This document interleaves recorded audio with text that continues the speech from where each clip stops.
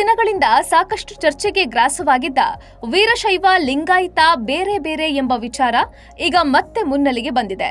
ತುಮಕೂರಿನಲ್ಲಿ ನಡೆದ ಕಾರ್ಯಕ್ರಮವೊಂದರಲ್ಲಿ ಇದರ ಬಗ್ಗೆ ಸಿದ್ಧಲಿಂಗ ಶ್ರೀಗಳು ಮಾತನಾಡಿದ್ದಾರೆ. ವೀರಶೈವ ಲಿಂಗಾಯತ ಧರ್ಮದ ಆಚರಣೆ ಇತ್ತೀಚಿನ ದಿನಗಳಲ್ಲಿ ಕಡಿಮೆ ಆಗ್ತಿದೆ. ಅಂಗೈನಲ್ಲಿ ಲಿಂಗ ಧರಿಸಿ ನಿತ್ಯವೂ ಪೂಜೆ ಸಲ್ಲಿಸುವ ಸಂಪ್ರದಾಯ ಕಡಿಮೆಯಾಗಿದೆ. ಪರಧರ್ಮ ಸಹಿಷ್ಣುತೆ ಇರಲಿ, ಆದ್ರೆ ನಮ್ಮ ಧರ್ಮದ ಆಚರಣೆಯನ್ನ ಮರಿಬೇಡಿ.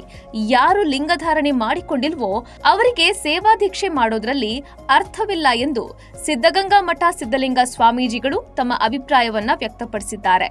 ಸತ್ಯನಾರಾಯಣ ಪೂಜೆಗೂ ಲಿಂಗಾಯತ ವೀರಶೈವರಿಗೂ ಸಂಬಂಧವೇನು ಎಂದು ಸಿದ್ಧಗಂಗಾ ಮಠದ ಸಿದ್ಧಲಿಂಗ ಸ್ವಾಮೀಜಿಗಳು ಪ್ರಶ್ನೆ ಸಹ ಮಾಡಿದ್ದಾರೆ. ಭಾರತದ ಒಟ್ಟಾರೆ ಜನಸಂಖ್ಯೆಯ 3% ಬ್ರಾಹ್ಮಣರೇ ಇಡೀ ದೇಶವನ್ನ ಲೀಡ್ ಮಾಡ್ತಿದ್ದಾರೆ. ಬ್ರಾಹ್ಮಣ ಸಮುದಾಯ ರಾಜಕೀಯವಾಗಿ, ಆರ್ಥಿಕವಾಗಿ, ಶೈಕ್ಷಣಿಕವಾಗಿ, ಔದ್ಯೋಗಿಕವಾಗಿ ಸಿಂಹಪಾಲು ಪಡೆದಿದೆ. ಕೇಂದ್ರದ ಮಂತ್ರಿ ಮಂಡಲದಲ್ಲಿ 18 ಜನ ಕ್ಯಾಬಿನೆಟ್ ದರ್ಜೆ ಸಚಿವರಿದ್ದಾರೆ.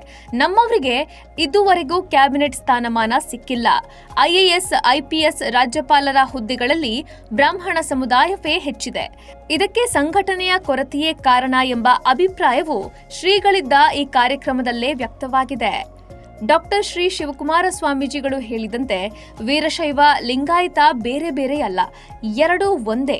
ನಮ್ಮ ನಡುವಿನ ವ್ಯತ್ಯಾಸ ಅಂದ್ರೆ ವೀರಶೈವ ಅಂದ್ರೆ ಸಂಸ್ಕೃತ, ಲಿಂಗಾಯತ ಅಂದ್ರೆ ಕನ್ನಡ.